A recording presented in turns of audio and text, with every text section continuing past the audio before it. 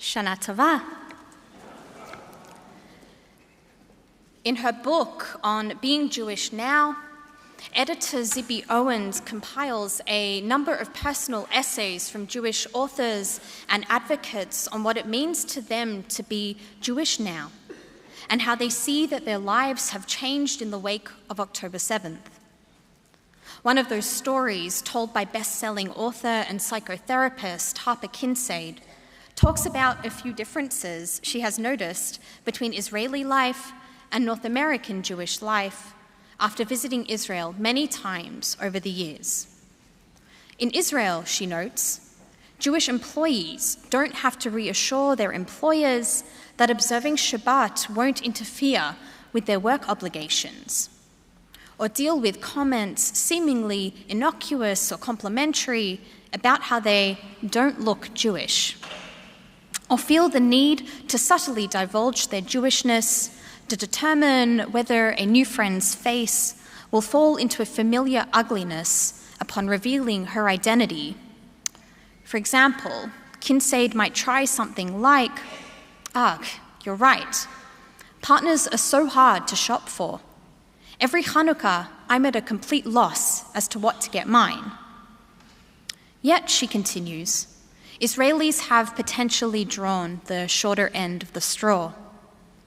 They've had to deal with bomb shelters, safe rooms, sending their young adults to the army, honoring their dead when the sirens blare and the cars stop on the highway on Yom HaZikaron, coming to a complete standstill when just moments before they were bursting with life. Soon enough, Kinsaid knows well, those streets will soon be celebrating wedding feasts and Yom HaAtzmaut, Israel's Independence Day. These same tables will be laden with spices and fruits and wines and olives cultivated on the same land as our biblical ancestors. We are thousands of years old, Kinsaid observes, yet Israelis live more wholly in the present. Jewish joy is our people's birthright, she writes, but the Israelis she has met embody life in a way that can be experienced only by those who are familiar with how tenuous life can be. Since October 7, Kinsaid outlines a dichotomy that we know all too well in the diaspora and which our High Holy Days liturgy has known for generations, that between life and death, between blessing and curse. October 7, for Kinsaid, like for many of us, was a nuclear blast without warning. In Israel, the 24/7 news cycle impossible to peel away from, the broken hearts for the hostages, for their families, the murdered music lovers, the innocents, whether in Israel or in Gaza. In the diaspora, the guilt that our own children are safe, the nightmares of being deep underground in those tunnels with no air to breathe, no food to eat, no water to drink.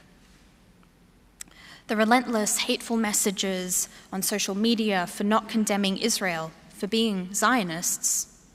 The heads turned away when the topics of Israel or anti-Semitism arise with non-Jewish friends.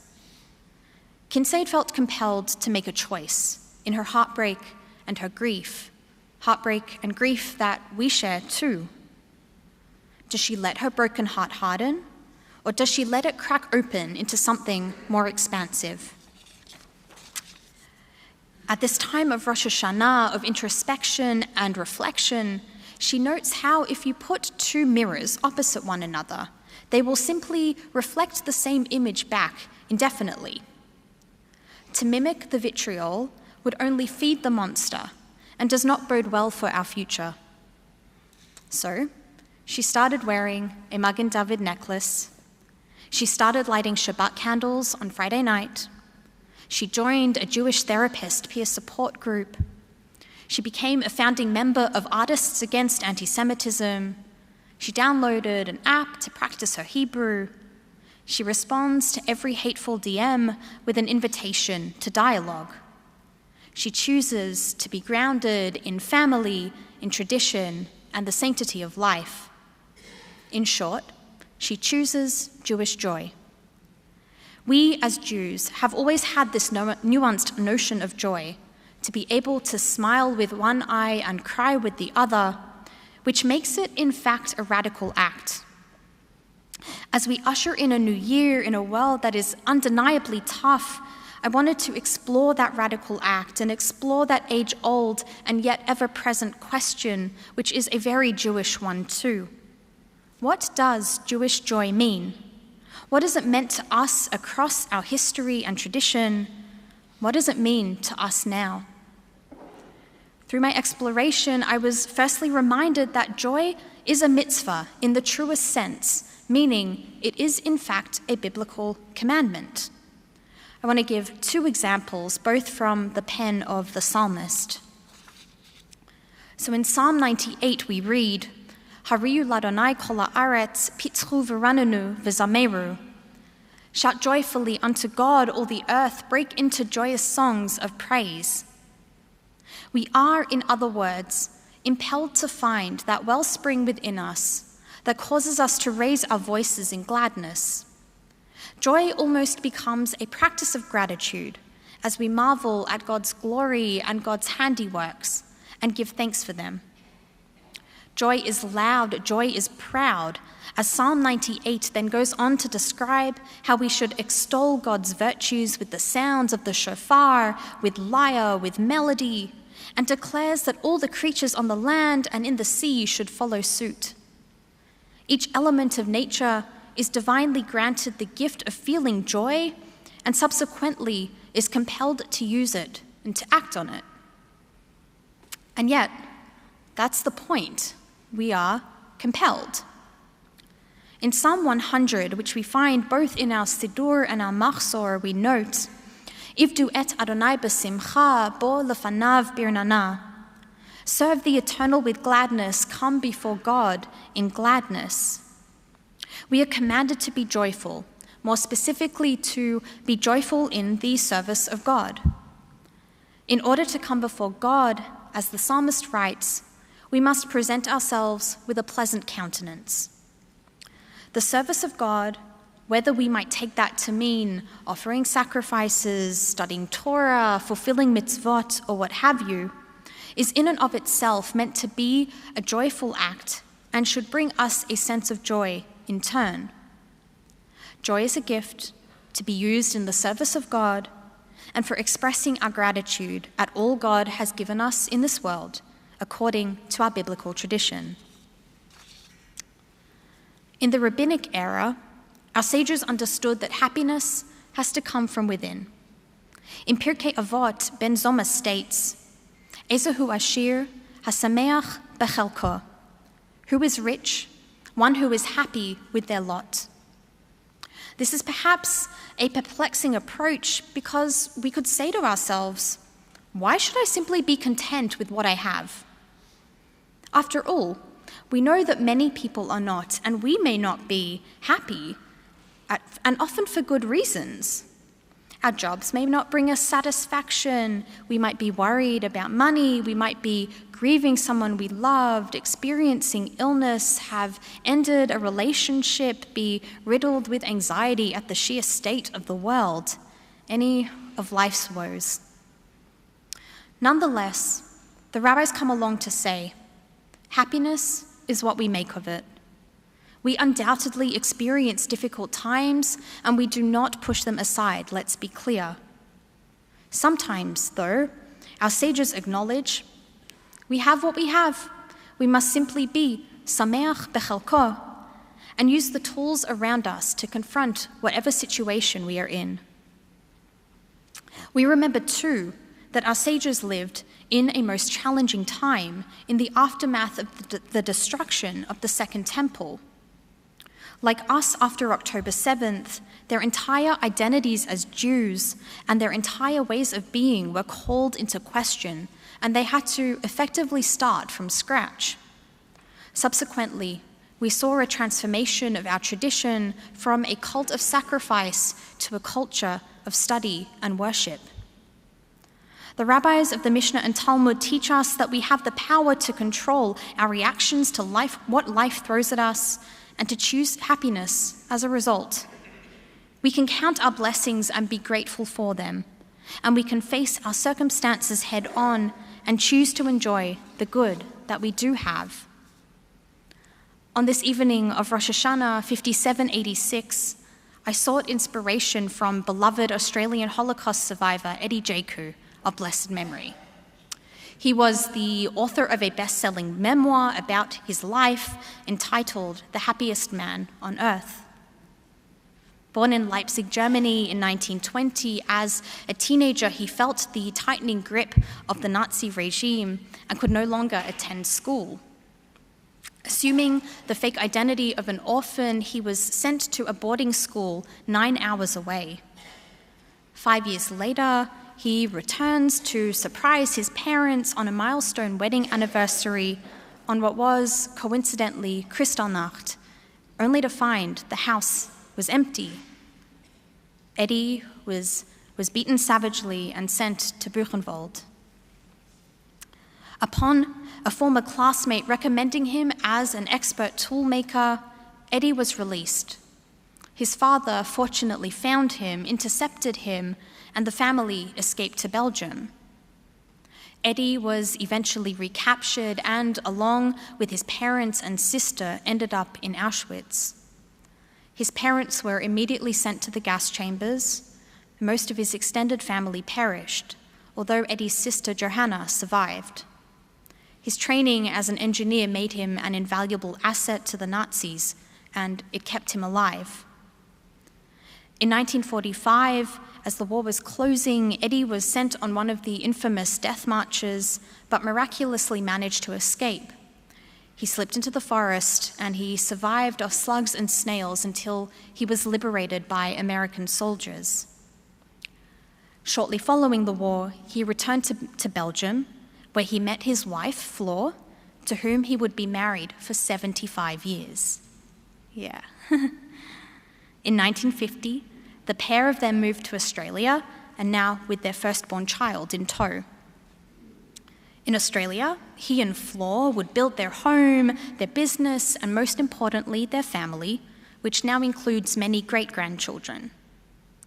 Eddie volunteered at the Sydney Jewish Museum from its inception in 1992, and his enormous contributions to Jewish life and Holocaust memory would earn him a prestigious Order of Australia medal, which is the equivalent of the Order of Canada, in 2013. Eddie died in October 2021 at the age of 101. Yeah. So, why Eddie? Out of all of the survivor stories we could tell. Because despite it all, every horror he endured, every unimaginable sight he witnessed, he made it his mission in his words to be happy, smile, be polite, helpful, and kind. To quote Eddie, "Happiness does not fall from the sky. It is in your hands. Happiness comes from inside yourself and from the people you love. And if you are happy and are healthy and happy, you are a millionaire. And happiness is the only thing in the world that doubles each time you share it. As for you, my new friend, I hope that your happiness doubles too." Lo b'shamayim hi.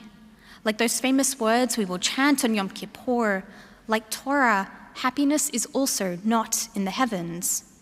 It is in our midst, because for Eddie, each day was a chance to choose happiness. He did this by being consciously grateful for all the gifts that he received, in full awareness that whilst he lost so much, while he went through so much, he never lost it all. Additionally, in his profound gratitude for his very life, for his freedom, for his family, for his second chance in Australia, he built happiness for himself and his family, and taught them invaluable lessons in resilience, kindness, and hope. As writer Connie Roth noted in her tribute to Eddie's life, his story is a lesson in perspective as much as gratitude. Eddie continues to teach us that when we lean into a perspective of happiness, we can learn just how lucky we are. His memory is forever a blessing. Today, we need Jewish joy more than ever, even when we need to dig a little deeper for it. for it is undoubtedly here. For me, it is in the Sunday morning religious school students asking, who wrote the Torah? Or in their learning to read Megillah for family Purim at such young ages. It's when they help lead the Shema during morning prayers or host a gorgeous mock wedding for a newly married couple, a very big deal if you're in grade 3. In my small High Holy Days tradition of sharing Camp George stories, it is in the cabin of tween girls who wanted to stand beside us to lead tefillah on the beach, and the counselor who afterwards debated about what it meant to mix meat and milk when we had a conservative Jewish camp coming to visit the next day. It's in our conversion students being beyond excited to visit Israel, even during a war. It is in the 4 simultaneous weddings that your rabbis and cantors officiated on that glorious Sunday afternoon over the Labor Day long weekend. Over this sacred time, it is in the sound of the shofar, the sweetness of the apples and honey, the goats in the garden on Yom Kippur, yes, the goats, and the very fact that at the end of the Chagim, our consecration students will receive their baby Torahs, and we will parade all of our Torah scrolls through this very sanctuary, our Hakafot continuing to take on an extra meaning as we declare, we will dance again. It is in, God willing, my good fortune to go to Israel, unbelievably in just a few weeks, to join my friends and colleagues at the World Union for Progressive Judaism for the Connections Conference in Jerusalem, where we will discuss Jewish leadership and the latest issues facing Reform Jews in every corner of the globe. It is in the congregants who, when we have a quiet moment for a meal or coffee together, tell me how lucky they feel to be a part of this place. And I fully agree every time, of course. So maybe we don't need to look that far for Jewish joy after all. It might just be right under our noses. Yet, in a world that tells us it can be hard to be Jewish, it is. Or dangerous to be Jewish? Yeah, unfortunately, sometimes it can be. Jewish joy becomes a radical act of defiance and affirmation. To stand tall, to ask good questions, to say, this is who I am, and this is what we do, and I'm going to take pride in it. To smile in the face of it all and celebrate the Jewish moments in life, to embrace the beauty and the wisdom and creativity that our heritage offers.